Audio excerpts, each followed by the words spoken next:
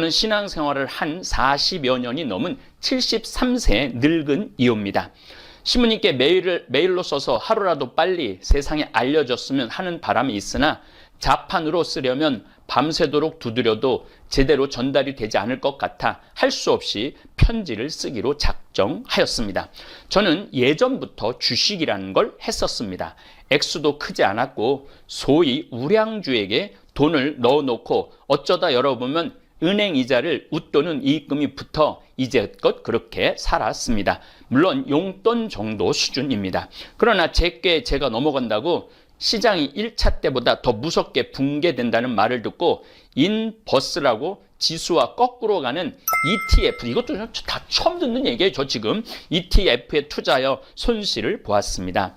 그런데 주식시장은 1차 팬데믹 이후 쉼 없이 오르기만 하는 겁니다. 그래서 이건 할 수 없는 거구나 하고 정리를 하고 어떤 조직에 들어가야지 내 개인의 판단으로 행동할 수 없다고 생각했습니다. 소위 그쪽에 관심을 두기만 하고 유튜브에 수십 개의 리빙방들이 뜹니다.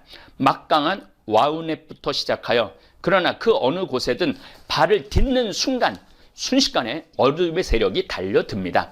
나는 당하지 않을 거야 자만하는 순간 당하게 됩니다. 탐욕과 교만에 빠진 순간을 그들은 호시탐탐 노리고 있다가 치고 들어온 것이지요. 참, 요즘은 개인들이 주식 공부를 제대로 해서 수익률이 좋다고 하지만은 계속 샀다 팔았다 하면 95%는 결국 빈손으로 나온다고 합니다.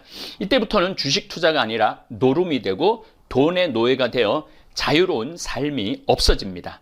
집안을 빚더미에 올려놓고 집안을 파탄, 이혼, 온 가족을 아주 정말 분열시키는 악의 소굴로 끌고 가는 게 주식입니다. 하나 벌어서 하나 쓰고 둘 벌어서 하나 쓰고 하나 저축하면 인생이 자유로운데 그렇지 못한 것이 주식 투자입니다. 저같이 주식 투자를 안 하는 사람은 공부할 시간이 많습니다. 저는 주식도 안 들여다보지만은 텔레비 뉴스도 안 봅니다. 요즘 하루에 10만 명의 젊은이들이 주식 계좌를 만들고 아무것도 없는 사람은 자산이 없는 사람은 벼락 거지가 되었다고 하는데 젊은이들이 얼마나 좌절과 절망에 빠지겠습니까? 특히 내 강의를 듣는 대부분의 청중들이 내 주 고객층이 6, 7, 8, 90대예요.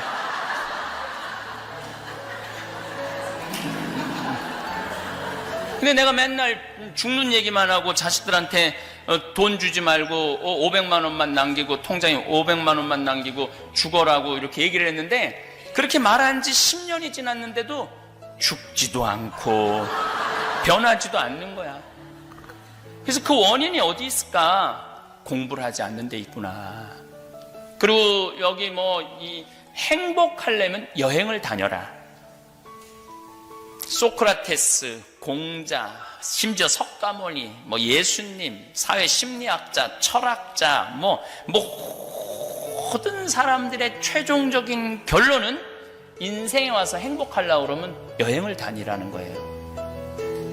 왜 여행을 다녀야 되냐면 죽을 때 기억나는 건 여행 간 것밖에 생각이 안 난대요. 근데 30살서부터 60살까지 죽어라고 일만 하면은 죽을 때 그런데요. 내가 이 세상 일하려고 왔나? 그리고 죽는데요. 근데 뭔가 좀 시간을 쪼개서 억지로 힘들지만 시간을 만들어서 어디 여행을 갔다 오고 하나 더 나가면 나누라는 거예요. 하나 더 나가면은 더 높은 행복을 누리려면 나누면 된다는 거예요.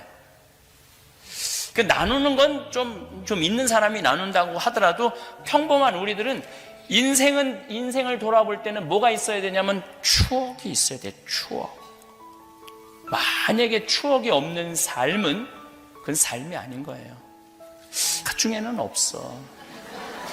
떠나려면 언제 떠나?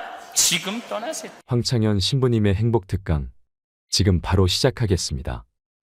영상이 마음에 드신다면 구독, 좋아요, 알림 설정 부탁드립니다. 가진 돈과 상관없이 귀티나게 사는 비결 3가지도 함께 들으시면 좋겠습니다. 참이수님, 번외특강 한국에서 주식 투자란 이란 주제로 강의를 합니다. 주식 투자는 시세 차익을 목적으로 주식회사의 증권을 사고 파는 투자 활동을 의미합니다. 합니다. 현물 투자만을 주식 투자라고 일컫습니다.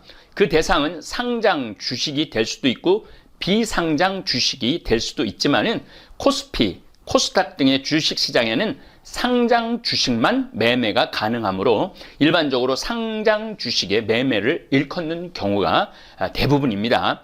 과거에는 객장에 갔어요. 그래서 거기서 주문하거나 주식 브로커 등을 통하여 매매했지만은 인터넷의 발달로 현재는 컴퓨터를 이용한 직접 투자, 본인이 직접 샀다 팔아서 할 수 있는 투자가 늘었고 매매의 편의성으로 인해서 단타 매매도 많이 늘었습니다. 샀다 팔았다 그러는 거죠. 뭐 100원 오르면 바로 또 팔고 또 좀 기다리고 있다 또 뭐 마음에 드는 거 있으면 또 샀다가 또 100원 오르면 팔고 그런 식으로 하는 경우가 있죠. 만약에 그런 매매를 지금 하고 있다면은 그분의 영혼은 지금 노예 상태에 있는 겁니다. 완전 주식 투자를 통해 재산을 늘리는 장점도 있지만 돈의 노예가 되는, 그래서 시간도 자기 마음껏 못 쓰고 컴퓨터 앞에서 아니면 스마트폰 앞에서 노예가 되어 있는 지름길이 주식 투자입니다. 하루 종일 읽으라는 성서책은 안 읽고 주식의 변동만 1분 단위로 체크하는 사람들도 있습니다. 돈의 노예가 되는 경우죠. 시간의 노예가 되는 경우죠.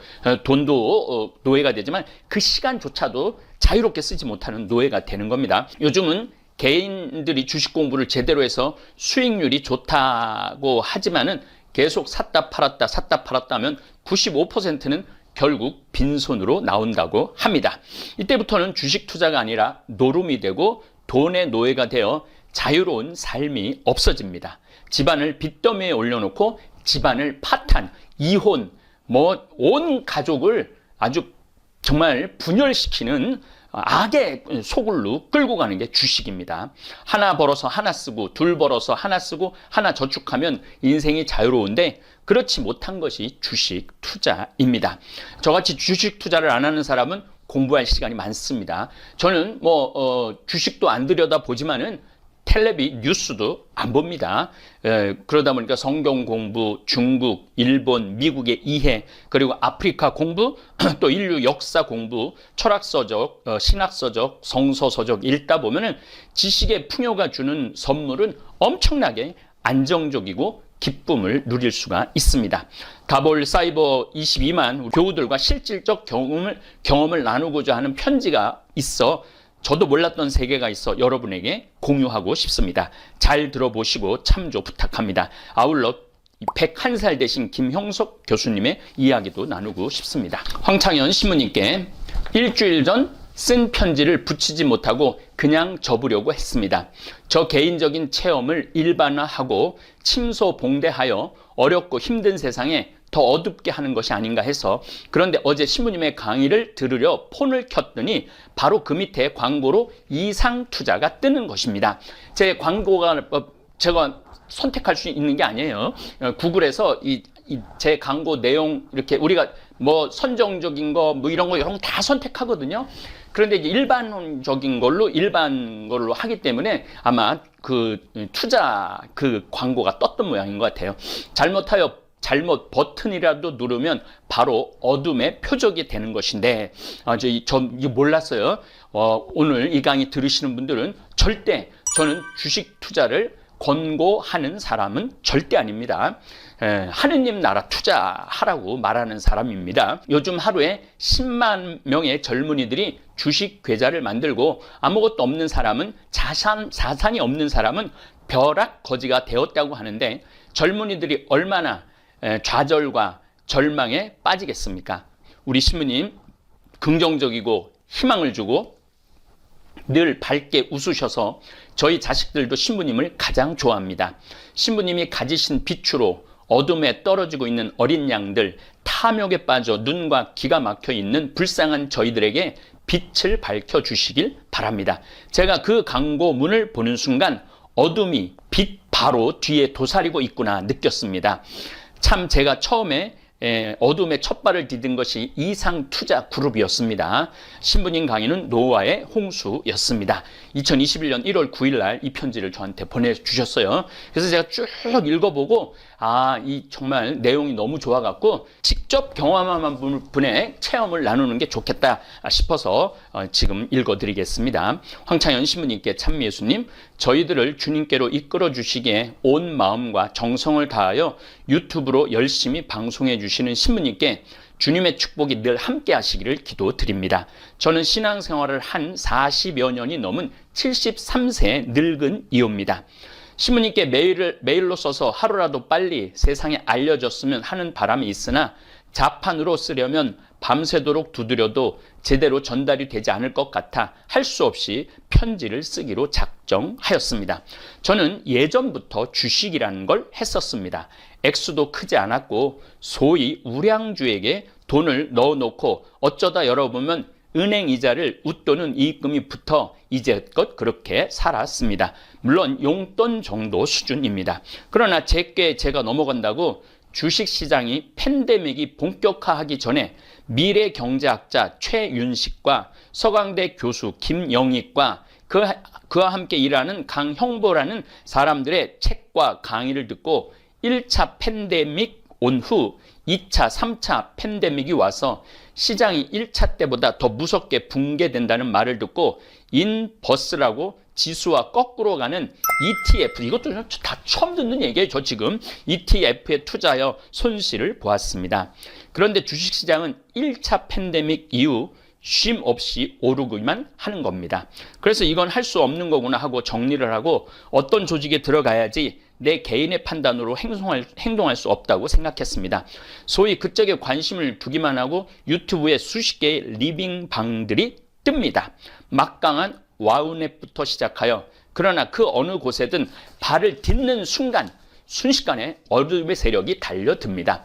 나는 당하지 않을 거야 자만하는 순간 당하게 됩니다. 탐욕과 교만에 빠진 순간을 그들은 호시탐탐 노리고 있다가 치고 들어온 것이지요. 참 글 잘 쓰셨어요. 내용도 아주 정확하고 정말 숨기고 싶고 부끄러운 얘기지만 지수가 정말 붐같이 3,000을 넘어가고 그 폭등 열차에 올라타지 못한 수많은 사람들이 자괴감과 절망에 자학에 빠져 있을 때 자기들이 만회시켜 주겠다고 접근합니다. 원래 내 돈이 아니었는데 남 돈이 뛰었다고 내가 손해본 것 같은 바보들이 많죠. 이미 그 어느 리딩방에서든, 리딩방이라는 것도 저도 처음 듣는 거예요. 그쪽에 가입하는 순간 저의 정보는 그 악의 세력들에게 팔려가고 요즘처럼 집에 갇혀 유튜브와 카톡방에 매달려 사는 사람들에게 이익을 몇 배씩 내준다고 하는 유명한 사람들의 사진을 캡처하여 접근합니다. 여러분들 지금 경제 성장이 지금 1%, 2%밖에 안 되면은 2% 이상 수익을 주는 건 다 위험한 거고 사기입니다. 항상 그걸 기준으로 하라고 제가 늘 강의 때 말씀드렸죠. 저 역시 박한샘의 카톡으로 접근해 왔습니다. 저의 경우는 와우넷의 박한샘이라는 제가 도움을 받고 있는 사람의 가면을 쓰고 접근했으며 존이라고 하는 유명한 사람의 가면을 쓰고 접근하는 등 좀 더 치밀하고 각자에게 맞추어 미리 알고서 공작을 시작합니다. 한번 사기쳐 먹겠다고 마음 먹으면은 끝도 없이 사기칠 수 있는 거죠. 주식 매매 해갖곤 푼돈밖에 못 버니 자신에게 투자하라고. 이게 사기의 시작이죠. 그러면 2, 3배 불려주겠다고. 세상에 이런 데는 없어요. 2, 3배 불려주는 데는 없습니다. 지금 아파트 값도 배로 뛰었다고 그러는데 그게 다 욕심이에요. 욕심. 존이라고 하는 고도의 보이스피싱 수법인데 보이스피싱이라고 고발도 못합니다. 투자라는 명목이므로 이 투자한 건데 사기당한 거니까 내가 책임져야 된다는 얘기죠. 이건 사기죄에 해당하는 것이죠. 1차, 2차, 3차에 걸려서 진행됩니다. 1차는 선물 옵션이라고 그래서 돈을 넣으면 채팅방에 들어가라고 합니다. 그곳에는 수십 명의 마귀들이 가로치고 마귀들이 이랬어요. 인간들이 나는 얼마를 얻었다고 파티를 열고 축제를 벌입니다. 거기 들어가면 막 자기네들이 댓글로 돈을 벌었다고 막 축제를 벌이는 거죠. 그러니까 나 혼자만 모르는 거죠. 그리고 3일 정도 지난 후 턴어라운드라는 가짜 앱을 들어가서 선물 옵션이라는 곳에 제가 넣은 돈의 2, 300가량의 돈을 보여줍니다. 그렇게 컴퓨터상 조작된 돈을 보여주고 걸려들었다고 판단하면 2차 작업에 들어갑니다. 두 번째는 주식에 직접 투자해 주겠다고 또 유혹합니다. 이미 늘어난 돈을 보고 눈과 귀가 멀은 저는 또 돈을 넣습니다. 그 얘기입니다. 3차 작업에는 엄청난 5배 이상의 늘어난 액수를 보여주며 이것은 세금을 안 낸 돈이니 세금을 내고 찾아가야 된다고 합니다. 예를 들어 1억 2천이 됐으니 세금이 4천이라고 합니다. 저는 3차까지 끌려 들어가진 않았지만 대부분의 사람들은 그 세 번째에서 돈을 끌어모을 수 있는 데까지 끌어모아 결국 파산에 이르고 심하면 자살에까지 이른답니다. 물론 경찰서에 가서 한 달에 조서를 쓰고 고발하고 오긴 왔지만 1년에 수백억, 수천억이 보이시피싱으로 그렇게 해서 빠져나간다고 하는 소리만 들었지 잡았다거나 돈을 돌려받았다는 소식은 한 번도 듣지 못하였습니다. 또 한 달 전쯤 나라에서 영세 자영업자에게 3천만 원까지 저리로 장기로 대출해 준다고 한 날, 그것도 수백 대 1로, 그것도 온라인 상으로만 신청하라던 날, 제가 늘 가던 미장원에 갔더니 그 원장이 죽을 상을 하고 손님 못 받았더군요. 왜냐고 하니까 집세를 못 내서 제2금융권에서 500만 원을 빌렸는데 그것을 오늘 중으로 갚지 않으면 3천만 원 대출도 못 받고 그 벌금은 2천만 원 물어야 된다고 해서 제가 선뜻 그 자리에서 돈을 빌려 주었지만 그때도 천우신조로 그 그자에 돈을 넣기 직전 대환 대출이라는 그것은 100% 보이스피싱이라고 연결된 지인이 알려주어 그때는 화를 면했습니다. 야, 이렇게 인생을 아슬아슬하게 사는 사람들이 많으네요. 이렇게 아주 영세하고 없는 자들로부터 시작하여 노인들의 노후 자금, 어렵게 힘들게 모은 돈 또 대출받아 어렵게 다시 시작하는 이들, 한번 무너지고 다시 일어서려고 하는 사람들을 그들의 먹잇감으로 노립니다. 턴어라운드, 행복, 성공이라는 가짜 앱으로 유혹하여 그나마 있는 모든 것을 빼앗아 갑니다. 우리 다볼사이버 교우들은 지난 1월 10일부터 1월 22일까지 잠비아에 빵 보내주겠다고 12일 만에 1억 200만 원을 모아서 보내주셨습니다. 그게 제가 보기에는 인생에 제대로 된 투자예요. 후회하지 않는 투자고, 우리 김종용 신부님께서 이제 다음 주에 이제 들어가시면은 그 프로그램을 만들어서 아이들 정글에서 하루 종일 아무것도 안 하고 있거든요. 그러면 이제 오전에 한 2시간 정도 수업, 10시부터 12시까지 수업하고, 수업받은 아이들은 빵을 나눠준다고, 그런 계획을 이제 그건 다 동영상으로 보여주실 겁니다. 아마 우리 다볼사이버 교우들은 그 장면을 보고 굉장히 행복, 그 다음에 자긍심이 생길 거라고 생각을 합니다. 이렇게 주식 투자하고 돈 날리면은 이 상실감이 굉장하죠. 수십억, 수백억을 가진 사람들은 각 금융회사에서 따로 자산관리라는 것을 받아 안전하게 그들의 부를 키워주죠. 최소한 3억 이상, 5억 이상 예치해야 특별관리를 받게 되고 10억 이상은 되어야 VIP 대접을 받죠. 물론 그에 상응하는 수수료를 냅니다만, 그러니 어둠의 세력들의 타깃이 되는 사람들은 사회적 약자들입니다. 저의 치부를 이렇게 샅샅이 공개하는 것은 서울 아파트값이 2년 전에 비해 딱 2배가 올랐습니다. 주식시장은 작년 3월에 1,800에서 오늘 3,100을 넘었습니다. 세상이 이렇게 돌아가니 사람들이 미치지 않겠습니까? 그러나 그건 다 있는 사람들의 얘기인데, 저 자신을 포함해서 대부분 사람들, 특히 젊은이들, 그 마지막 부의 열차에 타보려고 영혼까지 빚을 낸다 합니다. 그것이 나락으로 떨어지는 죽음의 열차인데, 신부님, 영성은, 신앙은 생명입니다만 이 세상에 발을 딛고 사는 한 돈도 피할 수 없는 악이며 결코 인간인 이상 오욕에서 자유롭지 못한 죄인입니다만, 길 잃은 불쌍한 양들이 피눈물을 흘리며 삶과 생명을 포기하지 않도록 꼭 신부님의 강의에서 거짓의 아비에게 속지 말라고 깨우쳐 주십시오.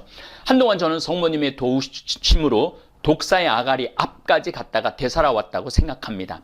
거대한 악의 실체에 맞닥뜨렸다니, 그들의 먹잇감이 되었다니 생각하니 무섭고 두려워서 밥도 못 먹고 잠도 못 자고 심장이 떨려서 약간 돌아버린 것 같았습니다. 아주 글도 잘 쓰세요. 70살이 넘으셨다 그러는데, 근데 제가 이제 우리 직원들한테 타이프로 쳐달라고 부탁을 했습니다. 그런데 바로 그때 나다, 두려워하지 마라를 김웅렬 신부님께서 사복음서를 다 찾아 읽고 비교하라는 숙제를 내주셨고, 또 다른 신부님의 강의에서도 제가 30여 년 전 상지의 집 피정에서 뽑은 말씀 사탕, 너는 내가 지명하여 불렀으니 내 사람이다, 이사야 43장, 내가 어디에 가든 어디에서든 내가 너의 발끝 하나도 다치지 않겠다 하겠다는 주님의 말씀으로 다시 살아났습니다. 그들 어둠의 세력은 11월 2일부터 시작하여 거의 2달 동안 끈질기고 집요하고 교활하고 관악하게 저를 공격했습니다. 3,300까지 올라갔다가 지금 3,000 밑으로 떨어졌다고 인터넷에서 제가 확인하고 지금 올라온 시간입니다.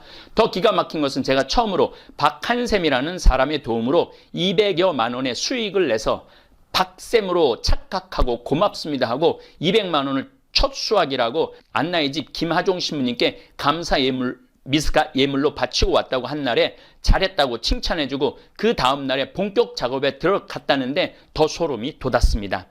돈을 받아간 구자가 주 천안 바다 하지라는 곳인데, 천안은 신생기업들, 그래서 외국인 노동자들이 많이 일하고 벤처 기업들이 많은 곳으로 알고 있습니다만, 엊그제 오랜 친구인 교우한테서 전화가 왔는데 피땀 흘려 세운 어린 신생기업들이 코로나로 어려움을 겪고 있는데 어떤 세력들에게 자금난에 빠져있는 그런 작은 기업들을 빼앗긴다는 전화를 받았습니다. 그 집은 자금들을 모아 2차, 3차로 악의 세력을 확장해가고 우리의 영혼들의 악이, 분노, 절망, 파멸로 몰아가는 것이 아닌지요. 신부님, 양들의 영혼을 지켜주십시오. 주님의 빛이 우리 황창현 신부님께 늘 함께하기를 기도드립니다 하고, 이렇게 제가 이름은 안 부르겠습니다. 워낙 내용이 너무너무 좋은 내용이라 여러분들 쓸데없는 데다가 시간 해갖고 매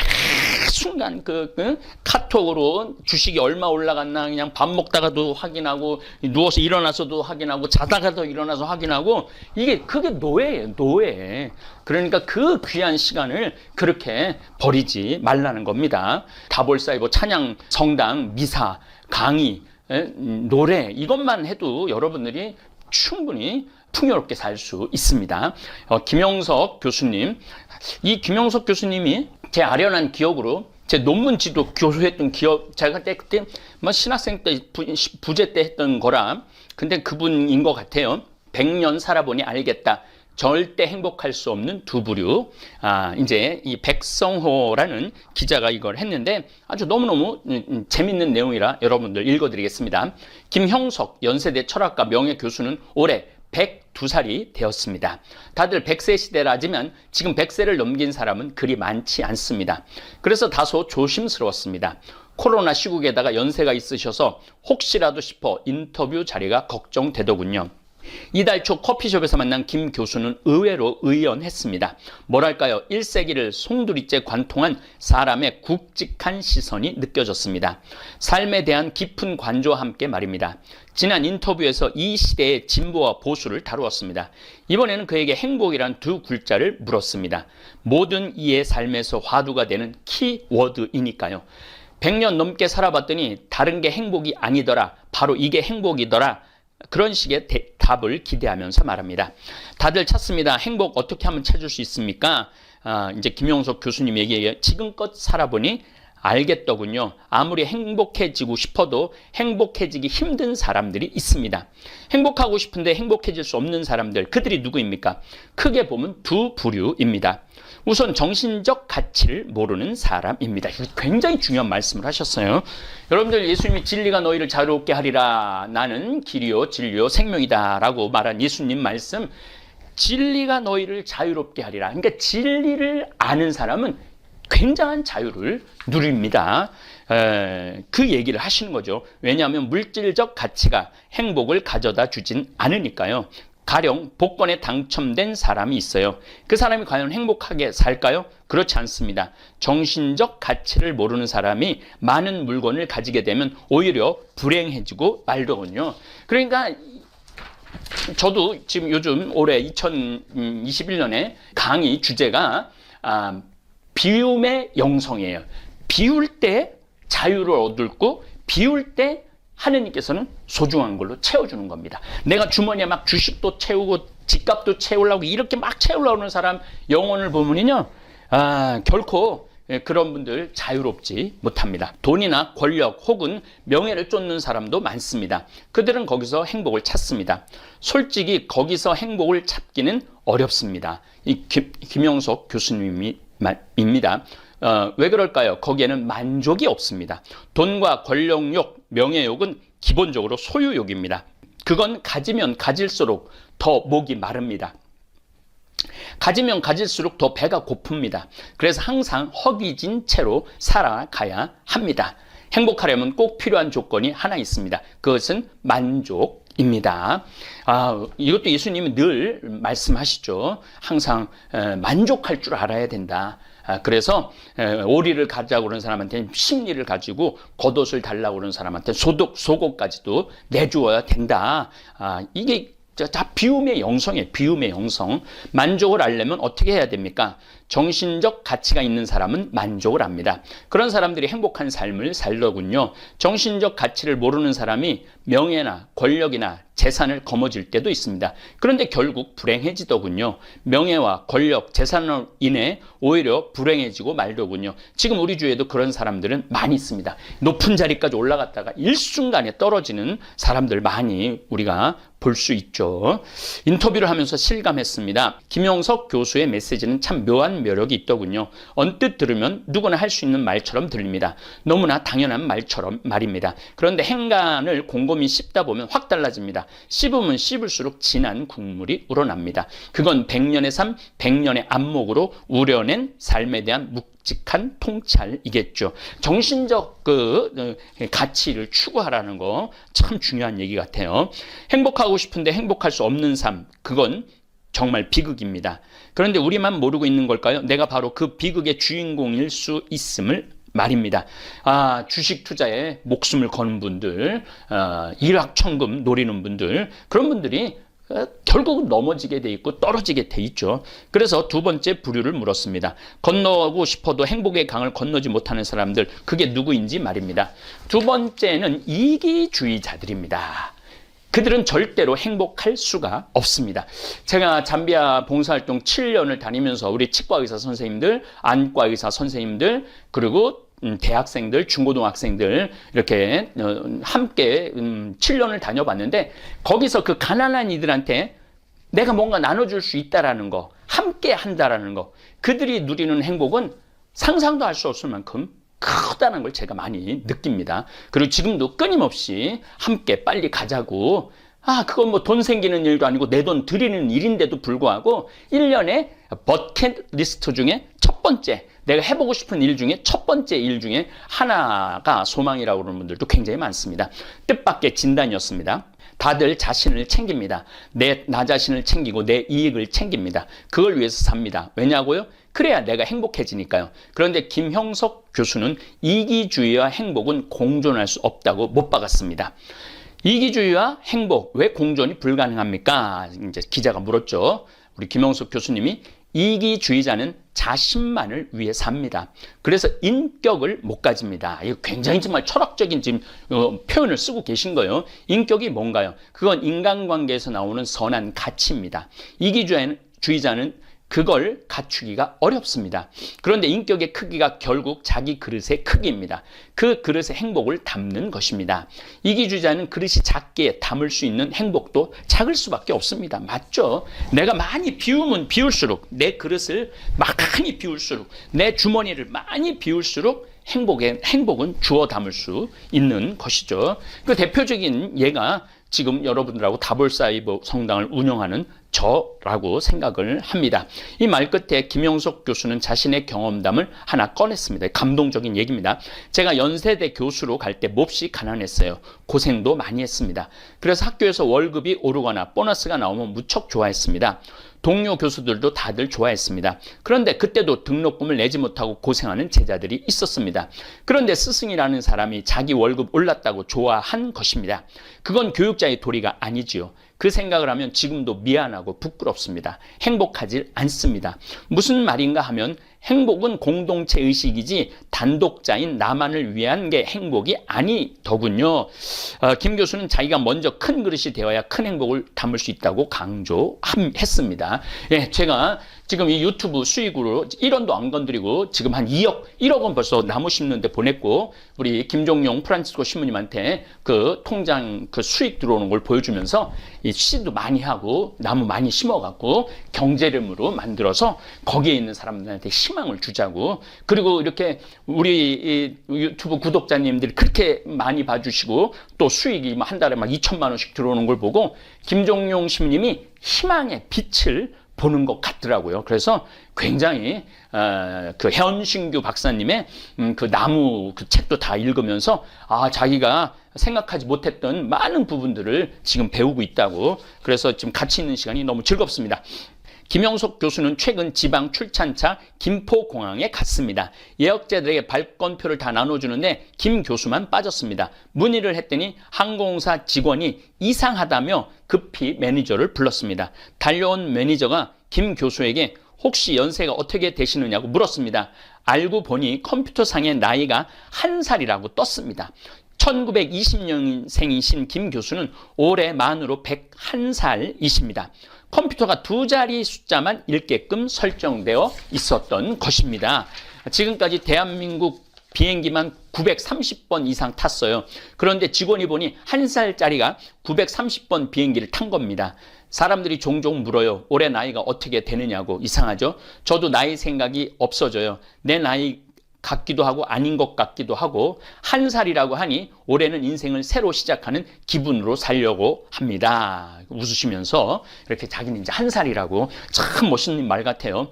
100세 시대라고 합니다. 다들 100세 인생을 기대합니다.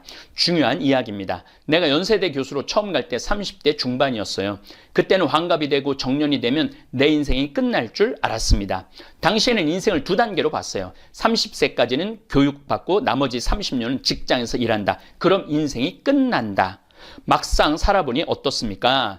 그게 아니었어요. 가장 일을 많이 하고 행복한 건 60세부터였어요. 저는 지금 57인데도 이렇게 행복하고 즐겁고 좋은데 우리 김영석 교수님은 60세부터가 행복했다고 그래요. 내가 살아보니까 그랬습니다. 글도 더 잘 쓰게 되고 사상도 올라가게 되고 존경도 받게 되더군요. 사과나무를 키우면 제일 소중한 시기가 언제일까요? 열매 맺을 때입니다. 그게 60세부터입니다. 나는 늘 말합니다. 인생 사회적 가치는 60부터 온다. 그럼 60대 이후 어떻게 됩니까? 60을 넘어 90까지는 행복하게 살 수 있습니다. 사회적 열매를 맺을 수 있습니다. 그럼 90 이후에는 어떻게 되느냐? 되는 사람도 있고 안 되는 사람도 있더군요. 주로 건강 때문입니다.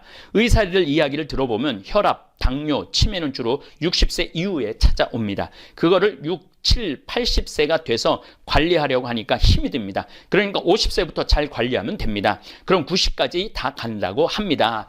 저는 이 글을 읽어보고 내가 이제 57인데 많은 분들이 내가 이제까지 해놓은 일이 굉장히 많다고 그랬는데 난 아직 시작한 것도 아닌가 이런 생각을 김 교수님의 글을 읽으면서 반성해 봤어요.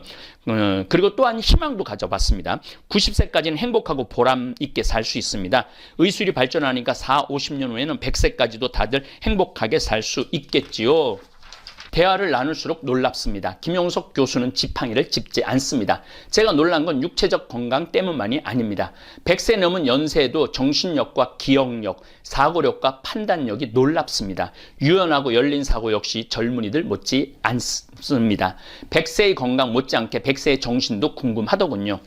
100세까지 건강하고 행복하게 살려면 무엇이 가장 중요합니까? 사람은 항상 공부를 해야 합니다. 참 저하고 똑같은 생각 가지고 있죠. 뭐든지 배워야 합니다. 그렇지 않으면 정신이 늙어버립니다. 사람들은 몸이 늙으면 정신이 따라 늙는다고 생각합니다. 그게 아닙니다. 자기 노력에 따라 정신은 늙지 않습니다. 그때는 몸이 정신을 따라 옵니다.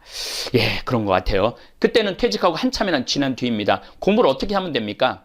강연차 지방에 갈 일이 종종 있습니다. 그럼 거기서 지방 유지들을 만납니다. 장관 지낸 사람, 교수 지낸 사람들도 만납니다. 이야기를 해보면 다들 나보다 정신이 늙어 있습니다. 왜 그럴까 가만히 생각해 봤습니다. 결국 장관직 끝내고 정년퇴직하고 일도 안 하고 공부도 안 하기 때문이라는 걸 알겠더군요. 일과 공부를 안 하면 몸도 마음도 빨리 늙습니다. 일과 공부는 구체적으로 어떻게 합니까? 꼭 직업을 말하는 게 아닙니다. 요즘 우리 직원들, 우리 김영복, 리카르도 신부님한테 캘리그라프 글씨 쓰는 거 퇴근하고 하는데 한 2시간씩 그 공부를 하는데 너무 좋아하더라고요. 그림 그리는 공부도 하는데 직원이 한 6, 7이 행복하게 하는 모습을 보면서 역시 공부가 우리한테 행복을 가져다 주는구나 이런 생각을 합니다. 공부가 따로 있나요? 독서하는 거죠. 취미 활동하는 거고요. 취미도 일 가운데 하나입니다. 100년을 살아보니 알겠더군요. 일하는 사람이 건강하고 노는 사람은 건강하지 못합니다. 운동은 건강을 위해서 있고 건강은 일을 위해서 있습니다. 내 친구 중에 누가 가장 건강하냐? 같은 나이에 일이나 독서를 제일 많이 하는 사람이 가장 건강합니다. 맞습니다. 책 읽고 또 누죽벌산하고 청국장 가루 먹고 그다음에 성경 특강 듣고 이런 분들이 건강해지는 거죠. 그리고 또 빵 참여에 도와주고 또 일의 우리밀 내일 또 이제 우리 그거 할 건데 거기 일의 우리밀에 또 함께 하고 이러는 사람들이 건강한 것 같아요. 인터뷰를 마치고 나오자 겨울 공기가 상쾌했습니다. 참 값지다는 생각이 들더군요. 100세의 언덕에서 우리들 각자에게 던져주는 지혜의 알갱이들이 말입니다. 누구에게는 30년 뒤, 누구에게는 50년 뒤, 또 누구에게는 70년 뒤가 되겠지만 말입니다.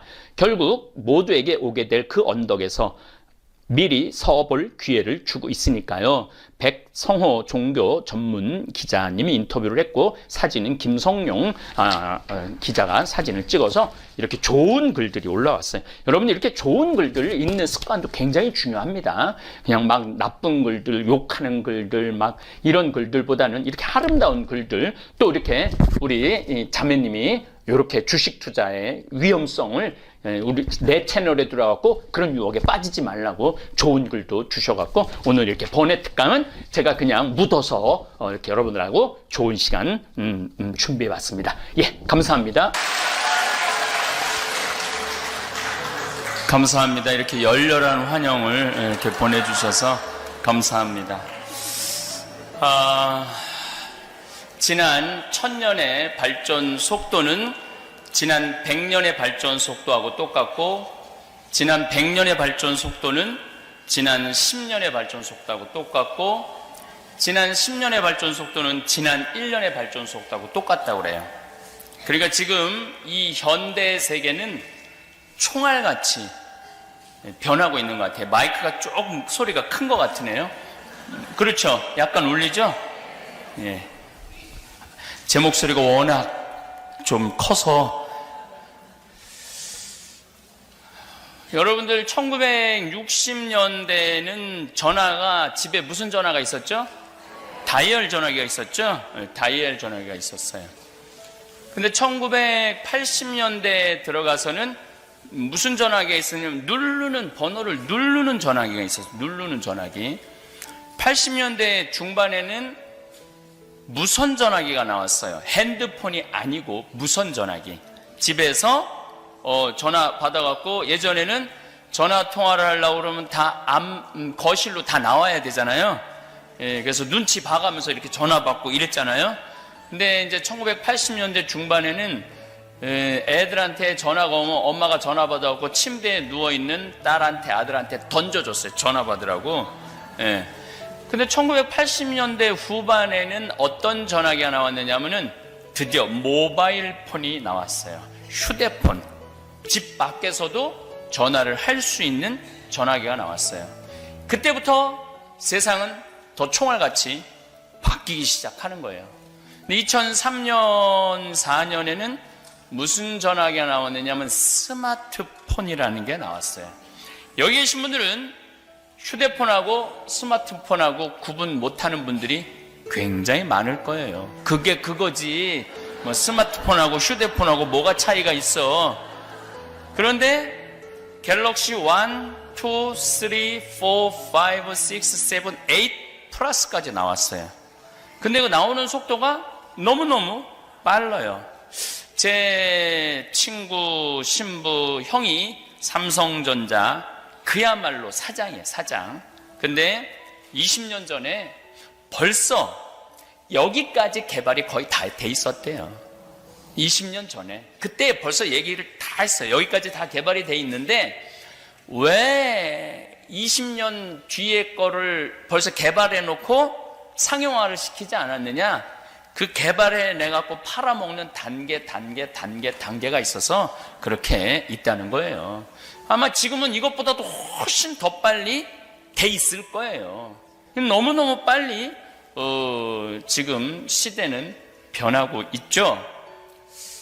근데 내가 우리 이렇게 할머니들 이렇게 보면은 이제 어느 길에서 특히 명동 같은 데 제가 강의가 있어서 나가면은 할머니들이 나를 만나면 굉장히 반갑잖아요. 텔레비전에서 보던 사람이 길에 걸어 다니니까 라고 시부님 사진 찍자고 한 4분 정도 되는 할머니들이 그러면은 일단은 휴대폰들이 다 있으니까 그게 뭐 갤럭시 2인지 3인지 노트 1인지 2인지 휴대폰인지 잘은 몰라도 하여튼 전화기에 있잖아요. 그러면은 사진을 찍으려고 그럴 때 할머니들이 이렇게 말합니다. 나 찍을 줄 몰라. 일단 찍자고는 그래 놓고 막상 이제 사람을 선정해야 되는데 나 찍을 줄 몰라. 그 중에 제일 똑똑한 할머니한테 네가 찍어. 그래도 네가 제일 낫잖아. 그럼 딱 웃으면은 할머니가 탁 신부님 보세요. 그래갖고 어디를 눌러야 돼? 그랬더니 딱 누르고 한다는 소리가 신부님 그런데 왜 내가 나와? 왜 내가 나와? 뭐 네가 나오는지 내가 나오는지도 모르는 거야. 제가 그래서 복장 터질 때가 많습니다. 근데 제가 대학원 때 논문을 쓸 때 저는 타자기로 썼어요. 타자기로. 제가 그 끄트머리 타자기 마지막 세대. 그런데 딱 신부가 됐는데 286 컴퓨터, 386 컴퓨터, 486 컴퓨터, 586 컴퓨터, 이제 뭐 기가 메가 컴퓨터가 나와갖고 그 컴퓨터가 할 수 있는 일들도 어마어마해요.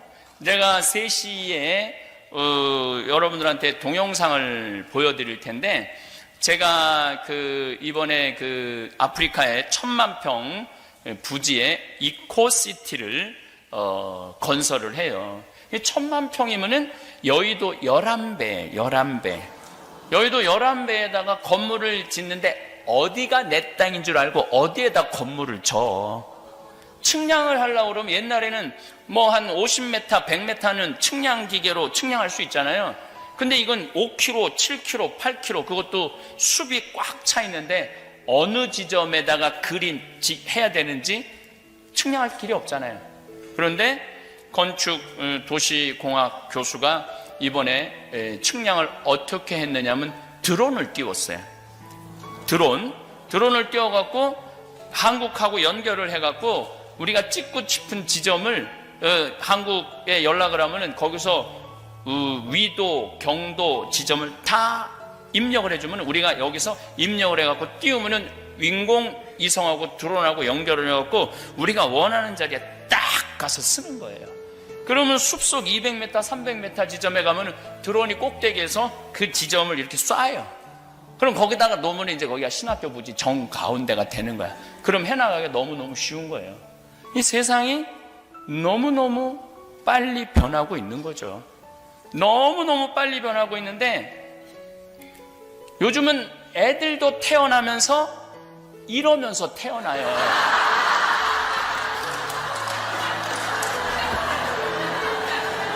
애들도 이러면서 태어나는데 누구만 안 변하느냐 하면 내 나이 50대 후반부터 60대, 70대, 80대는 안 변해요.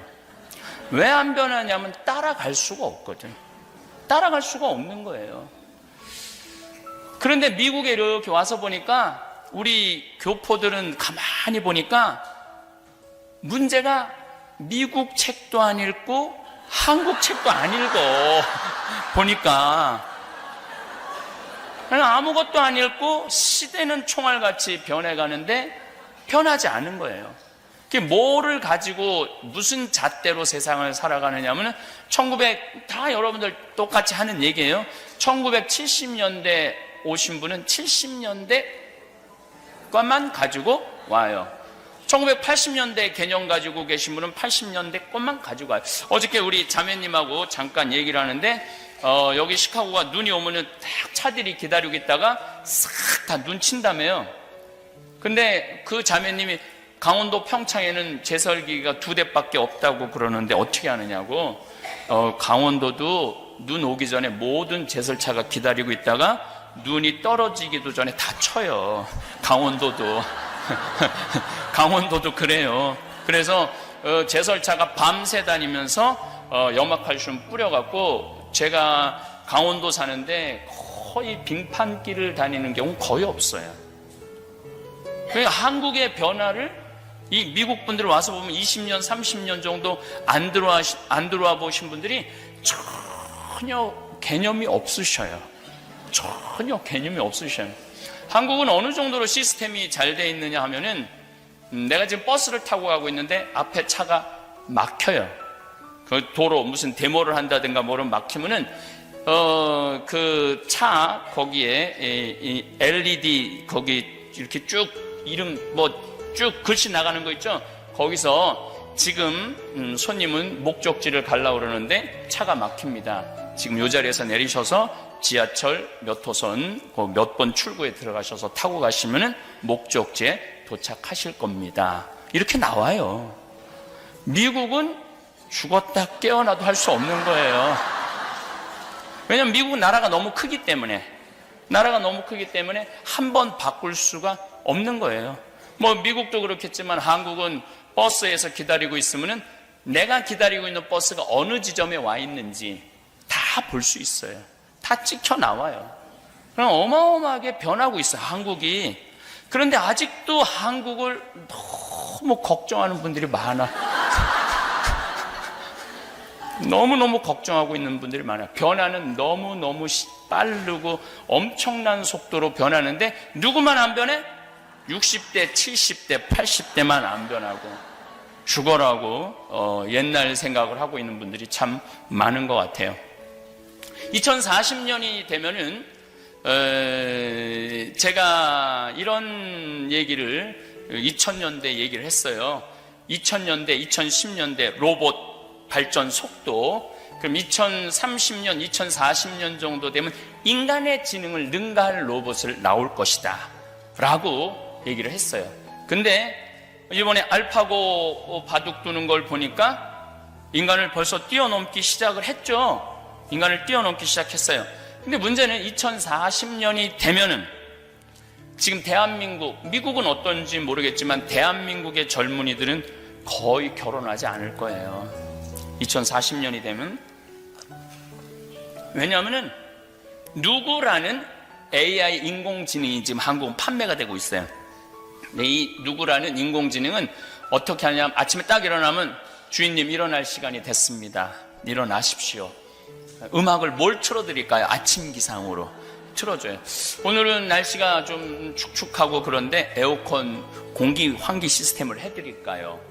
좀 나가려고 그러면 자가용 지금 한 5분 전에 시동을 걸어놓으면 아주 쾌적하게 갈 수 있습니다. 벌써 다 대화를 해요.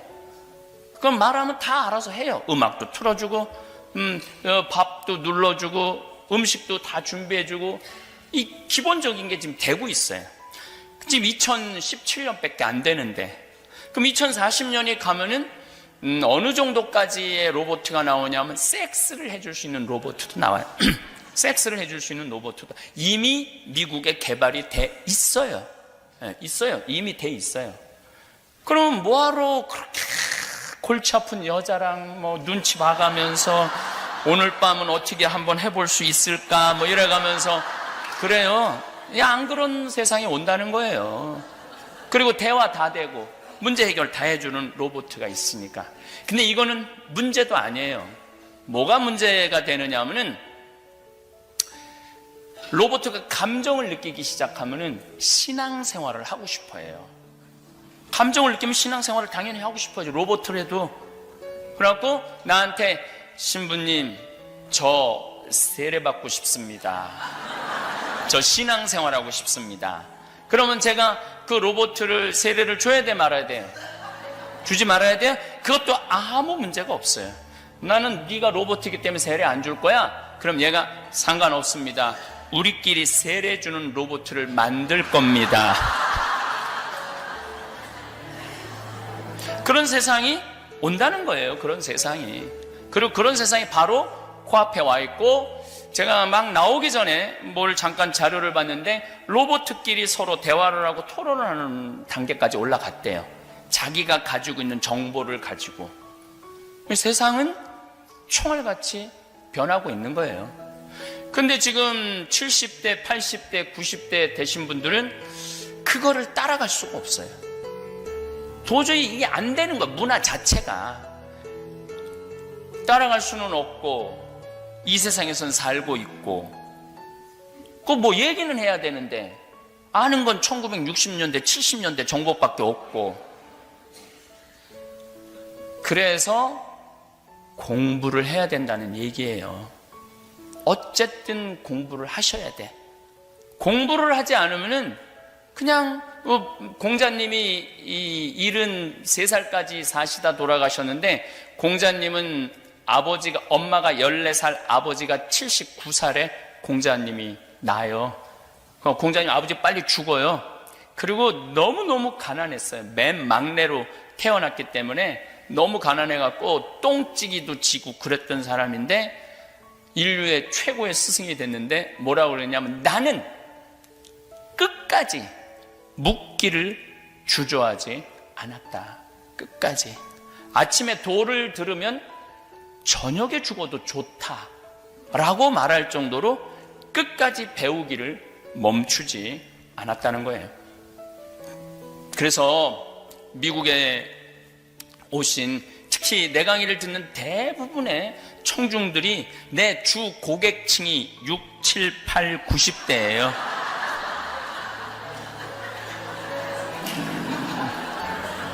근데 내가 맨날 죽는 얘기만 하고 자식들한테 돈 주지 말고 500만 원만 남기고, 통장에 500만 원만 남기고 죽어라고 이렇게 얘기를 했는데, 그렇게 말한 지 10년이 지났는데도 죽지도 않고 변하지도 않는 거야. 그래서 그 원인이 어디 있을까? 공부를 하지 않는 데 있구나. 그리고 여기 이 행복하려면 여행을 다녀라.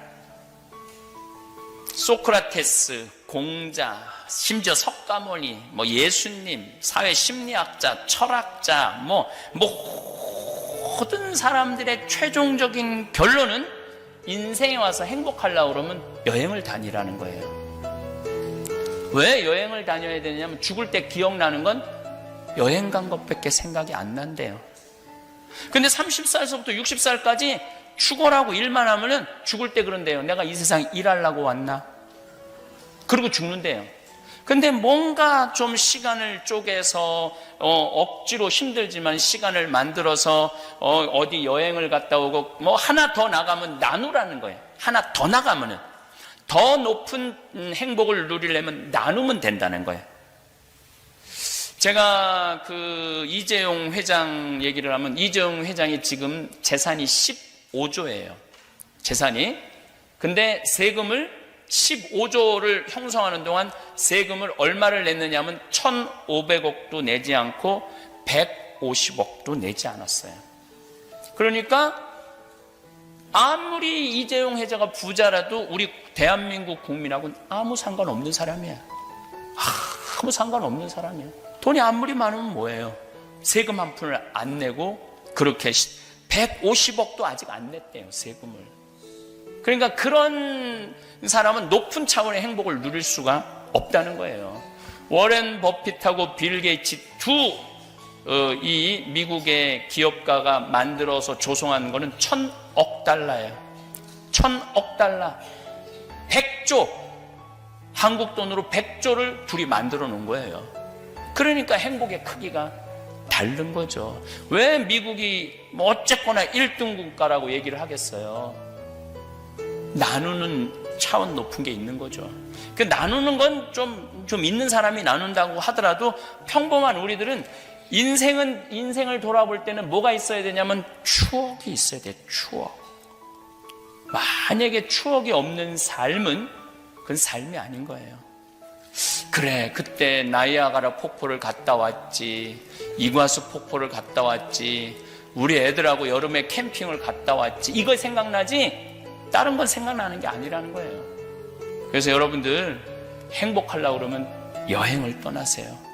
나중에는 없어. 떠나려면 언제 떠나? 지금 떠나세요. 지금. 저는 강의를 많이 다니죠. 제가 정말 1년에 상상도 초월할 수 없을 만큼 강의를 다녀요. 강의 다니기 전에는 항상 제가 버릇이 있어요. 거울을 보는 버릇이 있어요. 머리는 잘 됐는지. 오늘 여러분 만난다고 또 저기 킹 사우나 가고 아침에 면도도 하고, 제가 수염이 많거든요. 면도도 하고 조금 땀 빼갖고 좀 이렇게 피부도 좀 곱게 만들고. 왜냐하면은 오늘도 천여 분이 올 거니까 1000분이나 되는 분 앞에서 정말로 정성스럽게 준비를 해야죠. 또 내가 제일 중요한 건, 여기 제대가 있어서 다행인데 꼭 확인하는 건 뭐냐, 바지에 자꾸는 올라갔는지. 내가 이거 제일 확인하는 거, 제일 중요하게 여기는. 정말로 끔찍할 때가 있어요. 가끔 내가 아는 후배 신부가 허벅지가 넓은데 자꾸를 이게 안 내리는 건데, 공식선상에서 딱 다리가 벌어지잖아요. 다리가 굵은 사람들은 그 행사가 하나도 기억이 안 나는 거야. 그 신부 바지에 자꾸 벌어진 거 외에는 아무것도 생각이 안 나. 아무것도. 근데 만약에 내가 바지에 자꾸가 내려갔다면, 여러분들 지금 한 1000분 정도 와 계신데 눈은 여기 와 있고 머리는 저 신부님 바지에 자꾸 내려갔는데, 어떻게 내가 자기 자신을 알아라, 자기를 껴안아라, 삶을 백날 얘기해도 소용이 없어요. 무슨 얘기냐면은, 남 앞에 나설 때 내 자신을 점검하는 건 아주 중요한 거예요. 내가 남 앞에 나서기에 지금 합당한 자격을 갖추고 있는가? 정말로 내가 남 앞에 나서기에 무리가 없는가? 내 모습을 들여다보는 일은 참 중요한 일입니다. 만약에 내 자신의 모습을 모른 채 남 앞에 나서면은요, 그건 정말 꼴불견을 볼 수밖에 없죠. 소크라테스는 뭐라고 그랬죠? 너 자신을 알라고 그랬죠. 세상에서 가장 힘든 일은 남을 판단하는 건 하나도 안 힘들어요. 우리 장기 둘 때도 훈수 두는 건 하나도 안 들어. 내가 할 때 문제가 있는 거예요. 옆에서 보면 얼마나 잘 보여요. 여러분들 주위에 저렇게 살면 안 되는데 많이 보이죠? 저 사람 저렇게 살면 안 되는데. 근데 정작 내 모습을 제대로 들여다보는 일은 참 어려운 일이에요. 내 모습을. 내가 이렇게 폭삭 망하는 사람들을 보면은 끝까지 자기가 잘났대. 끝까지 아무리 옆에서 충고를 해도 안 들어요. 그리고 폭삭 망하고 완전히 아무것도 없을 때, 그때 자기의 모습을 들여다보는 경우가 참 많더라고요. 부처님은 뭐라고 그랬냐면, 자기 자신이 누군 줄 아는 사람은 부처고 자기 자신이 누군지 모르면은 중생이라고 그랬어요. 여기도 아마 내 생각에는 중생도 많이 앉아있고 부처도 많이 앉아있을 거예요. 그건 기준은 딱 하나예요. 항상 내가 어떤 사람인지 들여다보는 거, 이게 참 중요합니다. 예수님은 뭐라고 그러셨느냐면, 남의 눈에 있는 티끌끈을 생각하지 말고 네 눈에 있는 들보끈이라는 얘기 하시죠. 근데 우리는 내 눈에 있는 들보가 그렇게 안 보여요. 그러면은 내가 내 자신을 들여다보는 일이 너무너무 힘들다면 차라리 쉬운 방법이 있어요. 남이 나를 들여다보는 걸 듣는 거. 이건 참 중요한 거거든요. 그래서 뭐가 필요하냐면 멘토가 필요한 거예요. 나를 판단해 줄 수 있는 나의 멘토, 내가 지금 잘 살고 있나 못 살고 있는가를 지적해 줄 수 있는 멘토가 우리는 꼭 필요해요. 근데 그런 멘토 몇 명이 있어야지 실패하지 않느냐면 3명은 있어야 되네. 적어도 3명. 너무 많으면 복잡하고, 1명은 위험하고. 저는 멘토가 참 많습니다. 저한테 충고해 주는 분들도 많고 저를 걱정해 주는 분들도 많고. 저를 위해서 기도해 주는 분도 많은데, 저는 뭐 공식적으로 제가 얘기하고 있는 멘토는 3명이 있어요. 첫 멘토는 나보다 3살 많은 교수죠. 그래도 꽤 공부한, 유학한 교수의 사회복지를 공부한 교수인데, 생태마을에 1년에 2번은 꼭 와요. 그래서 저하고 하룻밤을 자고 가요. 얘기를 참 많이 해줘요. 그리고 저는 카톡이라는 걸 안 해요. 카톡이라는 걸 안 해요. 왜 카톡을 안 했냐면, 내 멘토들이 나한테 하는 말이 너는 카톡하면 안 된다. 그래서 저는 카톡이 뭔지 몰라요. 사실은 어떻게 들어가고 어떻게 열어보는지를 몰라요. 왜냐면 멘토들이 하지 말래니까. 왜 하지 말라고 하는지 날 잘 몰라. 근데 하지 말래. 그래서 안 해요. 근데 어쨌든 이 신부님은 저한테 좋은 글이 있으면 내가 카톡이 안 되기 때문에 그걸 다 풀어서 내 휴대폰에 보내주세요. 좋은 글, 묵상할 수 있는 글, 이런 것들은 꼭 보내주세요. 그리고 이렇게 대화를 하면은 정말 영적으로 얼마나 좋은 시간을 보내는지 몰라요. 내가 막 한참 막 뜰 때, 지금 뜰 때는 한 2007년 그 전에도 유명한 강사긴 했는데 방송에 뜨기 시작한 건 2007년부터. 근데 그 형님이 우리 평창에 와서 하룻밤을 주무셨어요. 저는 나를 찾아오는, 우리 평창이 굉장히 멀거든요. 나를 찾아오는 신부들은 항상 안방을 내줘요. 내 손님이니까. 그리고 나는 거실에서 잠을 잡니다. 안방을 내주고 이렇게 누워서 잠을 자려고 그러는데 문을 열고 나와서 황 신부 안방 좀 들어와 봐, 딱 그러더라고요. 들어가 보더니 제가 양복을 걸어놓는다고 내 옷장을 벗었는데 양복이 14벌인가 15벌이 있었어요. 네, 이렇게 말하더라고요.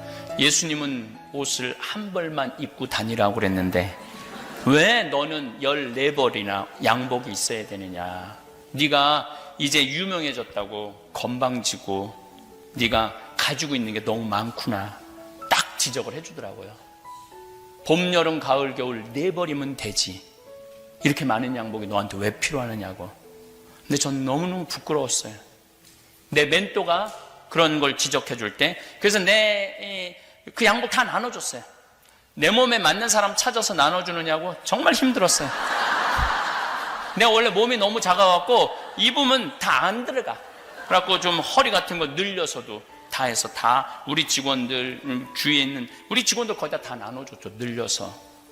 근데 내가 다음 해인가 그 다음에 그 신부님 성당에 가서 강의할 일이 있어서 하룻밤을 자는데 안방을 역시 내주더라고요. 안방에 들어가서 딱 옷을 내가 옷장에 걸으려고 딱 열었는데 정말 전 그걸 보고 너무너무 부끄러웠어요. 동복, 하복 딱 2벌 있는 거예요. 그 신부가 나이가 거의 43살, 4살, 나보다 3살 많았으니까 그 나이가 되도록 동복, 하복 딱 2벌 있는 거예요. 근데 내가 그 얘기를 어느 성당 가서 그 동창 신부하고 얘기를 했더니 그 동창 신부도 그런 얘기, 그 동창 신부도 교수를 하고 있는데 홍 신부는 그렇게 하고도 남지.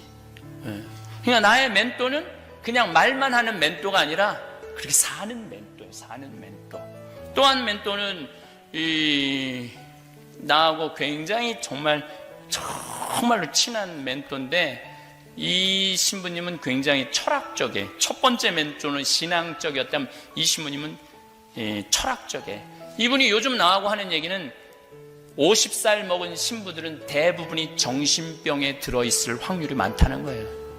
왜냐하면 30년 동안 혼자 밥 먹고 혼자 잠자고 혼자 밤을 보내면 30년 동안 그러면은 대개는 멘탈에 문제가 온다는 거예요. 근데 나도 이렇게 돌아다녀 보고 신부들을 많이 만나도 50살 된 신부 중에 제정신 갖고 사는 신부들이 별로 없는 것 같아요. 신부만 그런 게 아니야. 사람도 혼자 밥 먹고 혼자 지내고 다른 사람 안 만나잖아요. 그럼 멘탈에 문제가 오는 거예요. 그래서 정신과 치료를 해야 된다는 거예요. 그래서 그 신부님은 센터를 만들겠다는 거예요. 그래서 음식도, 이 신부님이 그림을 기가 막히게 그려요. 기가 막히게 그려요, 정말로. 네. 그래서 그 그림을 가르쳐주는 선생들이 하는 말이 사제로 살기 너무너무 아깝다는 거예요. 그래서 이번에도 자기 25주년 기념에 전시회를 하면서 그림을 다 팔아갖고 나한테 1,000만 원을 갖고 왔어요. 너 잠비아에 고아원에 나고 왔었거든요. 고아원에 필요한 거 꼭 이걸로 해주라고. 얼마나 좋은 멘토예요. 근데 그 멘토는 나한테 하는 말이, 너는 오락 프로에는 나가지 말아라. 방송에는 교양 프로에만 나가라. 왜냐하면 교양 뉴스만 나가라. 왜냐하면 신부는 가르치는 사람이지 연예인이 아니다. 그래서 저는 처음부터 그 신부님이 나한테 딱 제동을 걸었기 때문에 뭐 방송국에서 30방송국 더 이상해서 토크쇼에 나와달라, 뭐에 나와달라, 그래도 하나도 나가지 않았어요. 하나도. 누가 나한테 충고를 해주냐면 멘토가 나한테. 예.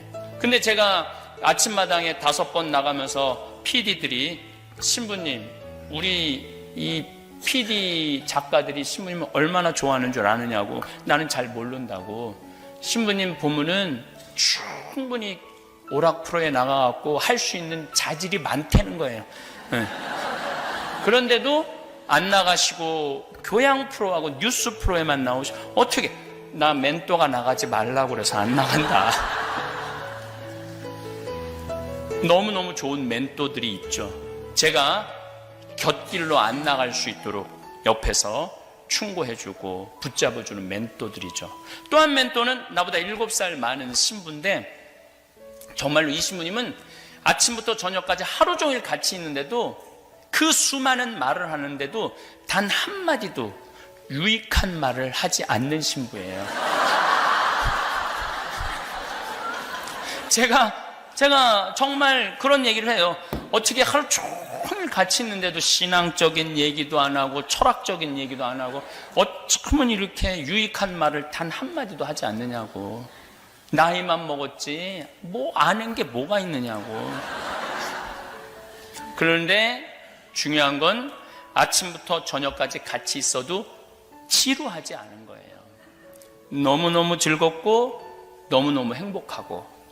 주위에서는 많은 분들이 그렇게 얘기를 해요. 우리 본명이 베네딕토인데, 저 베네딕토 신부가 우리 황 신부한테 하는 거 보면은 막내 동생이 이뻐갖고 어쩔 수 없이 이렇게 하는. 그리고 정말로 내가 이렇게 밥 먹다가 김이 이렇게 묻잖아요. 그러면 꼭 한마디 해요. 유명한 신부님이 입술에 김 묻히고 이게 뭐냐고 그러고 떼어줘요. 그리고 또 한 번은 코를 풀었는데 이게 코딱지가 이렇게 여기 묻었나 봐요. 근데 너무너무 제가 놀랐어요. 손에 얼굴에 대면서 코딱지를 떼어주면서, 이게 유명한 신부님이 코딱지를 얼굴에 묻히고 다니면 어떻게 하느냐고. 여러분들 주위에서 신부님하고 밥 먹는데, 같이 밥 먹는 자매가 여기 고춧가루가 껴갖고 웃을 때마다 그냥 빨간 고춧가루가 빡빡 나오면은 둘 중에 하나예요. 속으로 아유 주책맞게 저렇게 얼굴에 고춧가루 껴있는데도 모르고 저렇게 이러는 사람이랑, 잠깐만 이리 와봐, 그리고 이쑤시개로 고춧가루 떼어주는 사람이랑, 어느 사람이 여러분들을 사랑하는 사람일까요? 고춧가루 빼주는 사람이 사랑하는 사람이에요. 다른 거 하나 없어요. 그래서 저는 이 신부님하고 여행도 항상 이 신부님하고 다녀요. 그럼 뭐 반창고 뭐 가방 안에 없는 게 없어요. 말만 하면 다 나와. 말만 하면 다 나오는 그런 신부님이에요. 그래서 제가 이번에 성서 강의를 해도 이 성당에 가서 했어요. 이 성당에 성서 강의를 했는데 매번 1000명씩 왔어요. 이렇게. 근데 그 1000명한테 전부 빵, 우유, 맛있는 거를 다 무료로 다 제공해주고, 제가 강의 잘할 수 있도록 도와주고, 아마 이 신부님하고는 죽을 때까지 그렇게 알콩달콩 티격태격 해가면서 이렇게 즐겁게 살아가지 않을까. 물론 그 외에도 저를 사랑하는 많은 사람들, 또 제가 사랑하는 많은 사람들이 저를 충고해주고 이끌어주고, 때로는 편지도 써서 그렇게 살면 안 된다고, 뭐 여러 종류의 편지가 오지만, 여러 빨갱이라는 편지도 오지만은, 여러 종류의 편지가 오지만, 그것도 뭐 저는 충고의 하나라고 생각해요. 그것도 충고의 하나라고. 그래서 여러분들은 내가 정말로 인생을 살아가는 데 있어서 내가 멘토가 몇 명이 있는가, 만약에 지금 멘토가 없다면 오늘 정하셔야 돼요. 생각해 보세요. 내 인생에 나를 충고해 줄 수 있는 사람. 그리고 중요한 건 마음속으로만 저 사람은 내 멘토, 그럼 절대 안 됩니다. 그 사람이 어떻게 알아요? 가서 얘기해야 돼요. 나는 당신을 내 멘토로 삼고 싶다고. 시카고에서 이 황량한 이국 생활에서 내가 혹시 잘못되는 길로 간다면 나를 좀 잡아달라고. 그리고 얘기를 해야지 그 멘토는 책임감을 느낀다는 거예요. 근데 생전 얘기도 안 해. 그런데 얘기를 안 하는 사람한테 누가 너무 사랑해서, 자매님, 요즘 자매님 보니까 좀 옷도 입고 다니는 게 좀 이상하고 좀 이상해. 헛바람이 든 것 같아. 자매님 좀 똑바로 좀 살았으면 좋겠어. 정말로 사랑해서 그랬는데 멘토라는 걸 지정해 주지 않을 때는 네가 뭔데? 똥 묻은 겨가 겨 묻은 겨 뭐라고 그러듯이 네가 뭔데? 너나 잘 살아. 이렇게 돼요. 근데 내가 딱 멘토를 정해놨, 당신 나 멘토 해달라고 그러는데 그 멘토가 충고해 줄 땐 기분이 안 나빠요. 한번 돌아보게 되죠. 그렇죠? 그래서 멘토라고 분명히 얘기를 해줘야 된다는 거예요. 내 마음의 멘토는 당신이라고. 그러면은 지켜보는 눈이 남다르다는 거죠. 기분 나쁘게 지켜보는 게 아니라 아주 기분 좋게 지켜볼 수 있다는 거죠. 제가 청국장 가루를 갖고 왔는데 다 팔렸어요. 청국장 얘기를 좀 하면은, 여러분들 유튜브 보시면은 청국장의 놀라운 효능을 보시면은 뭐 수많은 좋은, 요새 논문이 굉장히 좋은 게 많이 나오거든요. 근데 요즘 또 청국장도 다 영어로 써요. 영어로. 그래서 이 청국장 만드는 사람들은 다 저 시골 사람들인데 영어로 논문을 쓰니 어떻게 알아봐. 근데 나는 또 우리 직원들이, 유학하고 온 직원들이 있어서 다 번역해라고 갖고 오라고 해서 난 봐요. 그러니까 아주 너무너무 좋더라고요. 그리고 청국장이 아주 군내가 나면은 썩은 거예요. 부패균, 부패취라고 그래. 근데 어렸을 때 여러분들 청국장 하면은 어머니가 아랫목에다가 큰 보재기 쌓아갖고 소쿠리에다가 그냥 온 집안의 냄새가 진동을 해야지 청국장 떴다고 그러잖아요. 썩은 거예요. 바실러스균은 어느 정도 발효를 하다가 이게 활성화가 극에 달하면 그때부터는 자기네들끼리 잡아먹고 썩기 시작해요. 우리 청국장 가루 갖고 냄새 안 난다고 그러는 분들이 있는데 냄새 나면 안 돼요. 그때부터는 청국장으로서 생명이 끝난 거예요. 그래서 우리 청국장은 청국장 어떻게 먹는 방법 좀 알려주세요. 이런 분들 많아요. 방법은 청국장 포장지에 잘 쓰여 있어요. 그래서 잘 읽어보시고 그대로 드시면은 굉장히 좋으실 겁니다. 감사합니다. 여러분 주변에 보면 명품 옷을 입고도 허접해 보이는 사람이 있는가 하면 정말 시장에서 산 옷인데도 품격 있어 보이는 사람들도 있습니다. 그 사람들이 갖고 있는 특징을 한번 얘기해 보려고 합니다. 돈은 많은데 유독 싼티나는 사람들의 특징. 첫째, 여러분 주변에 노력해서 돈을 많이 버신 분도 많고 일확천금으로 돈을 버신 분도 많은데 제가 보기에 사람들한테 던져주는 이미지가 많은 돈에 비해서 천박해 보이는 경우가 있잖아요. 그런 사람들이 몇 가지 특징이 있는데 그 사람들은 지갑을 열지 않고 그 다음에 입을 닫질 않습니다. 그러니까 결정적인 순간에 밥을 안 사는 것 같습니다. 돈이 많음에도 불구하고 말이죠. 그래서 돈을 많이 갖고 있거나 여유롭지 않더라도 주변에 보면 정말 우리가 친하게 지내고 싶은 사람들이 누군지 아십니까? 지갑은 열고 밥을 사는 사람들인 것 같습니다. 이런 사람들이 저한테는 정말 친근한 이미지로 다가오는 절친을 맺고 싶은 그런 친구라고 생각합니다. 그리고 이런 사람들이 갖고 있는 또 하나의 특징은 맥락을 잘못 파악하는 것 같습니다.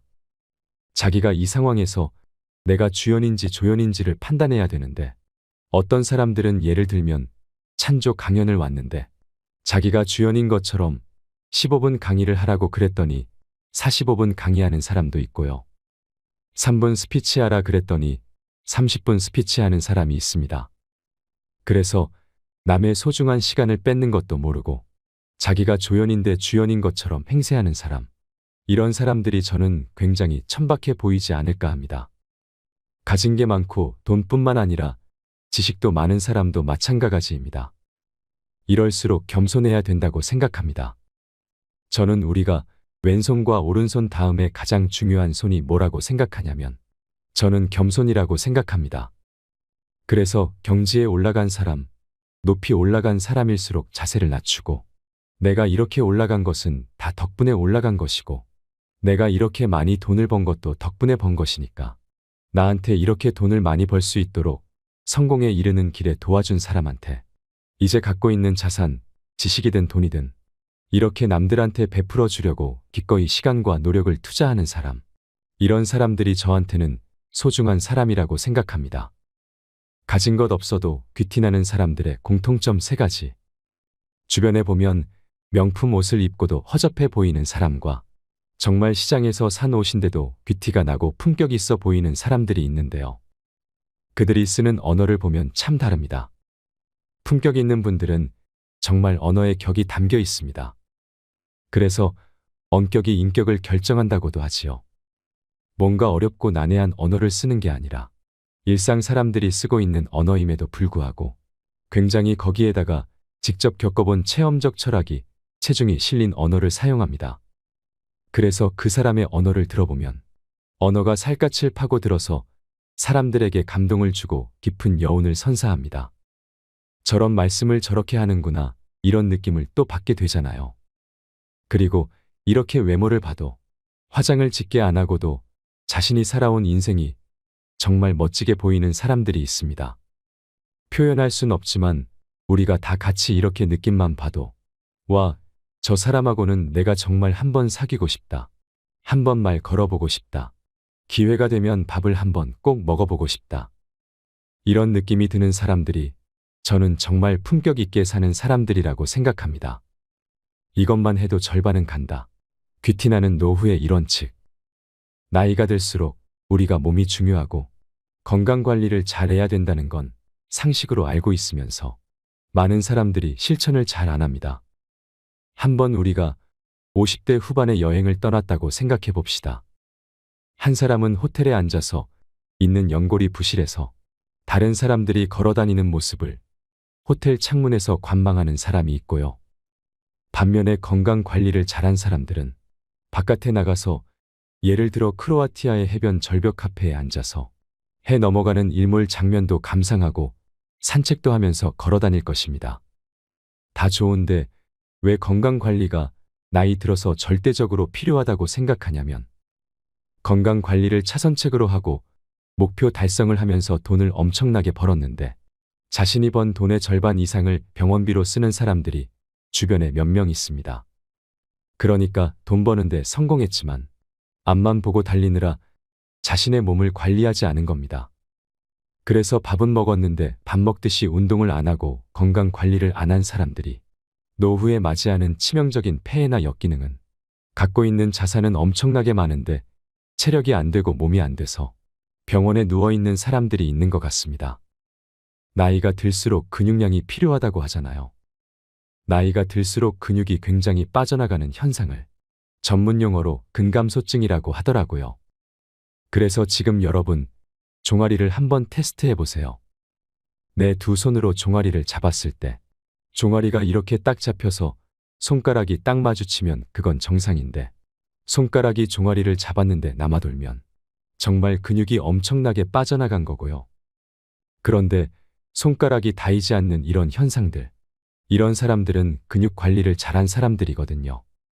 그래서 저는 나이가 들수록 노후가 될수록 정말 건강 관리를 잘한 사람과 건강 관리를 안 한 사람의 차이는 근육량의 차이라고 생각합니다. 그래서 저는 재테크나 금테크는 망할 수 있지만 근테크는 절대 망하지 않는다라고 생각합니다. 그리고 인생 전반전, 나이 들기 전에 건강 관리를 하기도 하고 그 다음에 나이 들어서 여전히 건강 관리를 습관적으로 잘하는 사람들의 굉장히 중요한 특징을 가만히 보면 허리가 이렇게 꼿꼿하게 서 있습니다. 그런데 건강 관리 안 한 사람들은 기립근이 풀어져서 항상 구부러져 있습니다. 그리고 이렇게 봤을 때 또 허벅지를 보면 와, 저는 이렇게 생각합니다. 행복은 허벅지 두께에 정비례하고 허리 둘레에 반비례한다고 생각합니다. 그래서 건강 관리를 안 한 사람들은 딱 봤을 때 배가 나와 있습니다. 그리고 허벅지는 새 다리처럼 얇아져 있고 이런 특징들, 외적으로 보이는 현상만 보더라도 건강 관리를 계속 해온 사람과 안 해온 사람의 극명한 차이를 딱 느낄 수 있다고 생각합니다. 그러니까 여러분, 고진감래 고생 끝에 달콤한 미래가 온다는 거 절대 믿지 마세요. 제가 보니까 고생 끝에 통증밖에 안 오더라고요. 평상시에 건강 관리 잘 하시고 그래야 우리가 노후에도 중년 이후에도 번 돈을 의미 있게 쓰고 다른 사람을 도울 수 있지 않을까 합니다. 내장에 꾸덕한 지방을 가득 쌓는 최악의 습관. 의자병. 지금까지 여러분 늘 습관적으로 해왔던 것만이라도 2분의 1로 줄이고 안 하던 것을 새롭게 2배로 늘리면 전반전의 여러분과 전혀 다른 후반전의 여러분의 인생이 탄생한다고 생각하거든요. 그 중에 하나가 예를 들면 나이살이 뱃살이잖아요. 그래서 뱃살이 나온다는 얘기는 대부분 내장 지방이 크다는 얘기거든요. 여러분, 내장 지방은 대사증후군의 원흉이고 모든 만병의 근원이라고 생각합니다. 그래서 의자병, 의자에서 오래 앉아있기만 해도 병에 걸린다. 제가 보니까 사실이더라고요. 오래 앉아있으면 컴퓨터하고 키보드 두들기고 모니터 보면서 앉아있잖아요. 그러면 일자목 생기고요. 그 다음에 여러분 뱃살이 자꾸 나오는 이유는 기립근이 뒤로 휘면서 배가 나오게 되거든요. 그래서 배를 쫙 안으로 들여보내고 기립근을 딱 세워도 이게 저절로 칼로리가 소비된다고 합니다. 그래서 여러분 오래 의자에 앉아 있을 때 혈압도 높아지고 근육도 느슨해지고 그리고 목, 그 다음에 손 이런 것들의 뼈들도 자꾸 이상하게 생긴다고 하거든요. 그러니까 주기적으로 일어나서 스트레칭도 좀 하시고 나가서 시간 되면 5분만이라도 산책하셔야 합니다. 그래서 저는 이렇게 생각합니다. 여러분이 의자에 편안하게 앉아있는 시간이 길수록 여러분은 안락사로 가는 지름길로 갈 수 있다고 생각합니다. 정말 위험한 조짐이고 신호라고 생각합니다. 불규칙한 생활 습관. 여러분, 제가 좋아하는 프랑스의 미식가 브리아 샤바랭이라는 친구가 이런 말을 했습니다. 당신이 먹은 음식을 말해달라. 그러면 내가 당신이 누구인지 말해주겠다. 그러니까 내가 먹은 음식이 나를 결정하는 거잖아요. 그래서 우리말에 백미가 있지 않습니까? 하얀 쌀. 그래서 저는 우리가 먹으면 정말 건강에 해로운 게 100이 있다고 생각합니다. 첫 번째 100은 뭐냐? 하얀 쌀밥. 두 번째 하얀 거 뭘까요? 하얀 소금. 세 번째, 하얀 설탕. 하나 더 추가한다면 하얀 밀가루. 이런 게 바로 건강에 적이 되는 적신호를 불러오는 가장 강력한 원흉이라고 생각합니다. 그래서 여러분, 음식을 먹을 때 음미하면서 먹는 것이 저는 중요하다고 생각합니다. 자, 예를 들면 쌀을 봐보세요. 쌀 한 톨에 쌀 밑자 한자 아시죠? 쌀 밑자를 보면요. 가운데 10십자가 들어있고 밑에 8팔자, 위에 8팔자가 거꾸로 뒤집혀 있습니다. 그러니까 쌀을 음미해보면 쌀 한 톨이 나오기 위해서는 농부가 8방울의 땀방울을 흘려야 그 쌀 한 톨이 나온다는 거예요. 그러니까 여러분 봄부터 여름, 가을까지 대자연의 기운이 쌀 한 톨에 다 들어있는 거거든요. 그러니까 우리가 밥을 음미하면서 먹으면 그 밥 하나엔 대자연의 기운이 들어있는 것이잖아요. 여러분, 기운 기자 안에 가운데 보면 쌀 밑자가 들어있습니다. 그러니까 우리가 기운을 차리려면 밥을 먹어야 된다는 건데요. 그러니까 여러분, 너무 빨리 먹어 치우는데 이런데 시간을 보내지 마시고 한 숟갈 한 숟갈 음식의 대자연에 담겨진 의미를 음미하면서 먹을 때 우리의 삶의 백미가 드러나지 않을까 이렇게 생각해 봤습니다. 밥을 빨리 먹는 것에 대해서도 말씀드리고 싶은데요. 전 세계적으로 밥을 가장 빨리 먹는 나라는 어느 나라일까요? 정확한 통계는 제가 기억이 안 나지만 아마 프랑스 사람들이 평균 1시간 반 정도 먹는다고 하는데 한국 사람들은 30분도 안 걸린다고 합니다. 제가 보기에 30분은 되게 긴 시간 동안 점심을 먹는 것 같습니다. 많은 사람들이 아마 15분 이내에 점심을 먹는 것 같습니다. 이렇게 허겁지겁 빨리 먹어 치우는 건 저는 음식이 아니라 사료라고 생각합니다. 우리가 사료를 먹는 동물이 아니지 않습니까? 음식을 곱씹어서 먹을 때 우리의 삶은 더욱더 풍부해진다 생각하고요. 여러분이 당장 끊어야 될 거 300 플러스 정제된 음식들이 있잖아요. 가공된 음식, 예를 들면 소세지.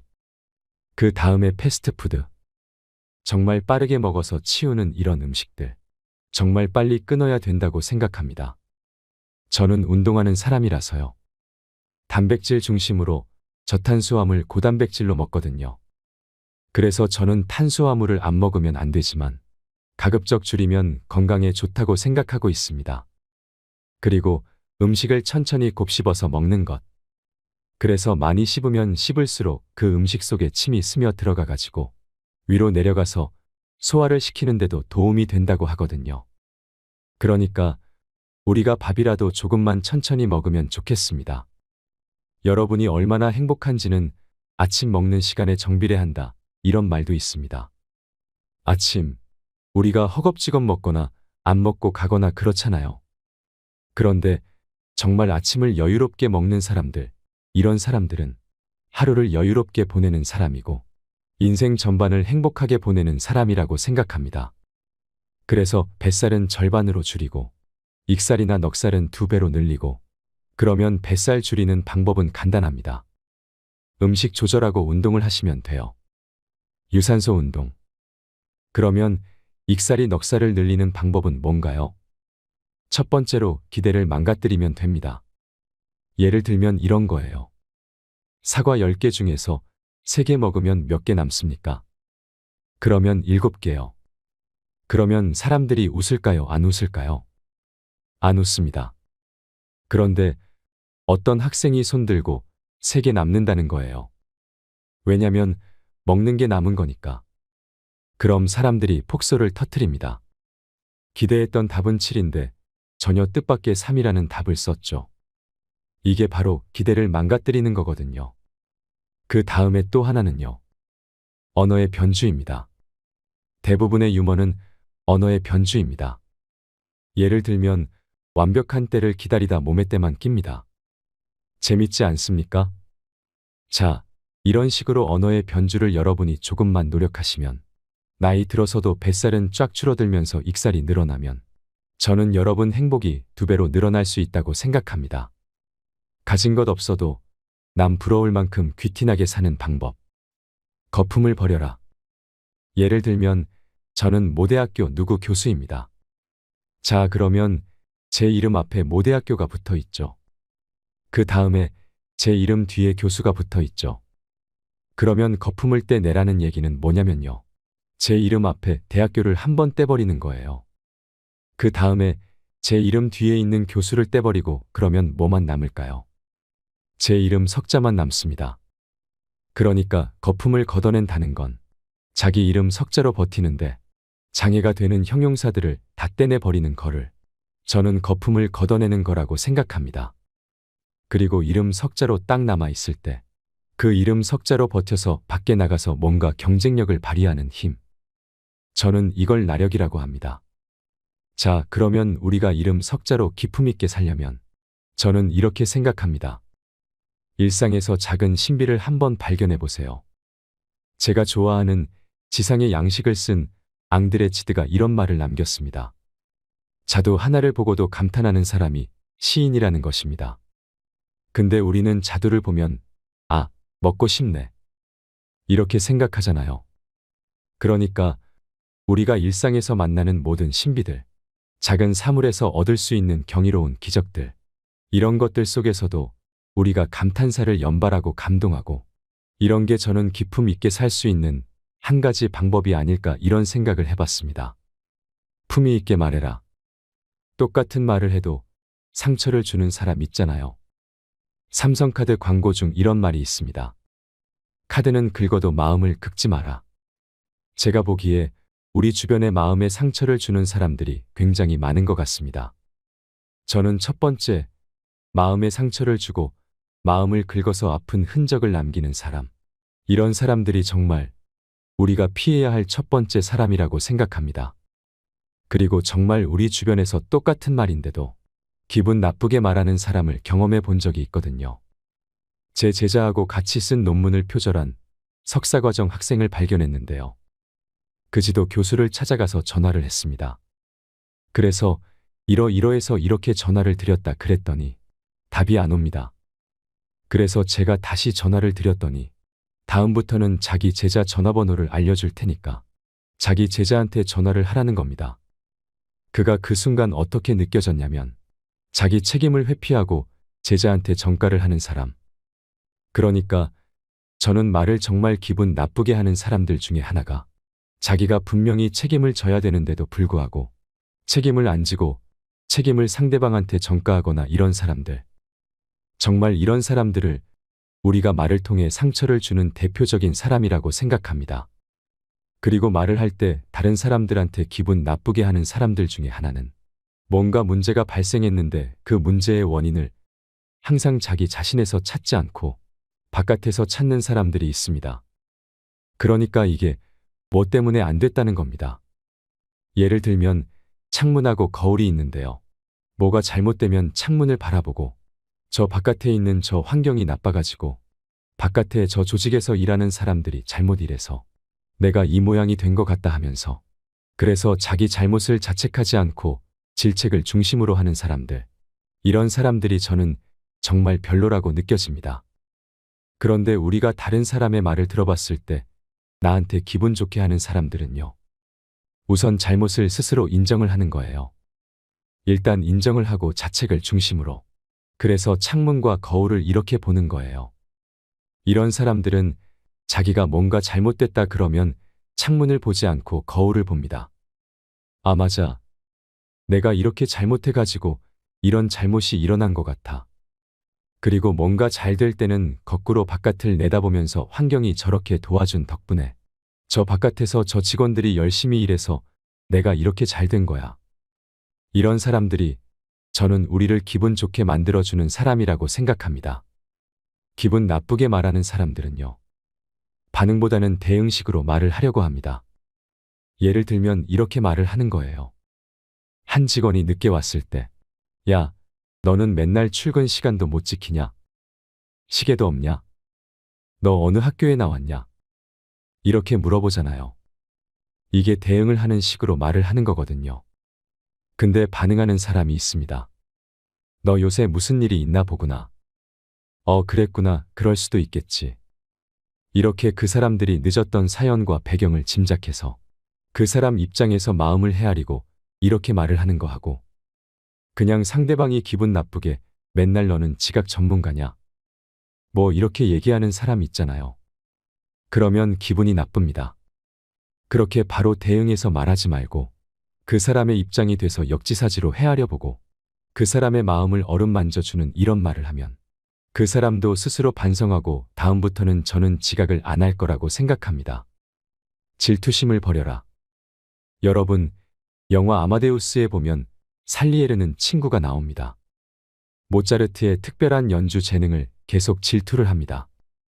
왜 나는 저 모차르트만큼 못하는 거지 라고. 그래서 살리에르 증후군이라는 말이 있습니다.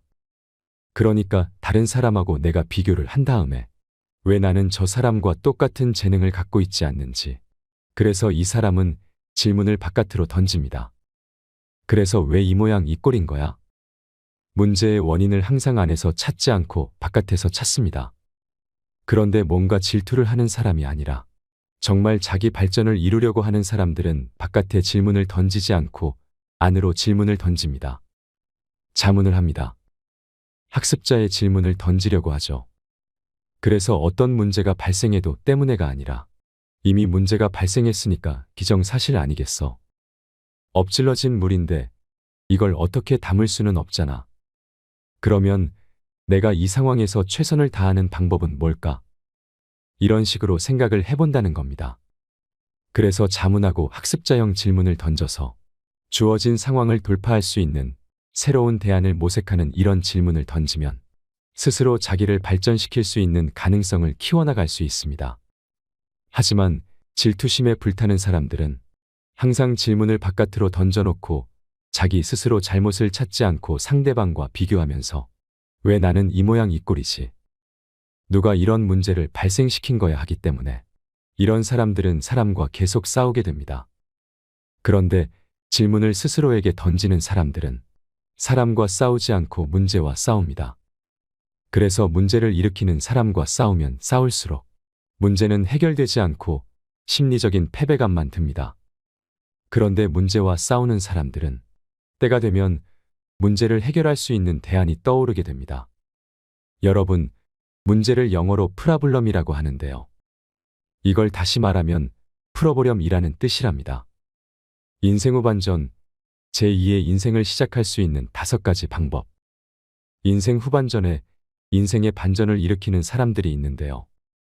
그 사람들이 가지고 있는 5가지 특징을 말씀드리겠습니다. 첫 번째, 제가 보기에 정말 멋지게 사는 사람들은 답안지를 갖고 사는 사람이 아닌 편지지를 갖고 삽니다.